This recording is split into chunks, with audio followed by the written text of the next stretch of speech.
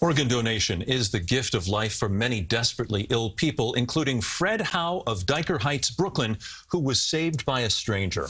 And his organ donor, a remarkable man who's one of the few to give the gift of life twice. Kenneth Craig has that story.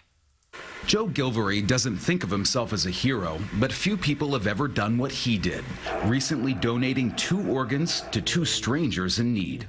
Next to becoming a dad, this is the best thing I've ever done, best thing's ever happened to me. It's a pretty big statement. It is, but it's an opportunity that I wish more people had. Joe, who lives in Maryland, wasn't even a registered organ donor when he read a desperate plea for a kidney in an online prayer group. He was so moved, he offered one of his to the stranger in New York, Fred Howe, who was suffering from kidney disease and running out of time. I'm kind of overwhelmed. The donation saved Fred's life. He thinks of Joe now as a brother. I never thought that this would happen.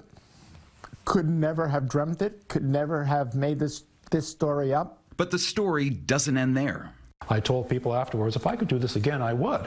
And he did. Just a year after donating his kidney, Joe gave part of his liver to an infant in Ohio who was struggling to survive. Brittany Kutcher's daughter, Caitlin. I just thought that it was amazing that a person would do that for somebody they don't even know.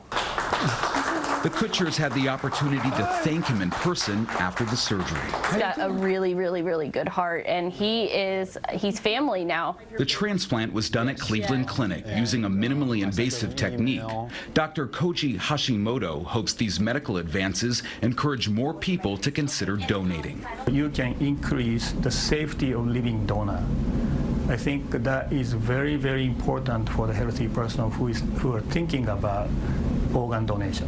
Joe is now one of less than 50 people in the U.S. who have given twice as a living donor.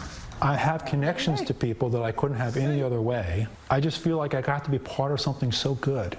Giving a grandfather more time to spend with his family and a little girl the chance to grow up. Kenneth Craig, CBS News, Huntingtown, Maryland. The American Transplant Foundation says more than 100,000 people in the U.S. are currently on a waiting list for a life-saving organ transplant. 2 names off the list thanks to that one man. Unbelievable. What a great Two-time job. donor.